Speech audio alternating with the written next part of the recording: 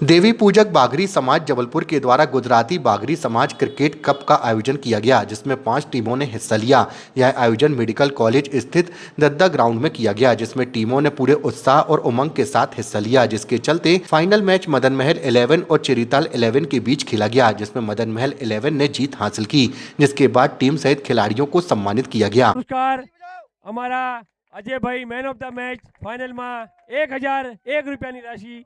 हाथ लगाओ બધા हाथ लगाओ, પછી તમે સાઈડ માંથી જાઓ, એક ફોટો ખીચી લો। हमारा फाइनल मैच में पप्पी भाई कप्तान से અને ઉપવિજેતા ઘોષિત થયા છે। બે શબ્દ फोटो खींचा लो आप पहले एक फोटो હું खींचा लो भाई यार। जबलपुर चमचमाती हुई ट्रॉफी विजेता मदन महल 11 आनंद कप्तान।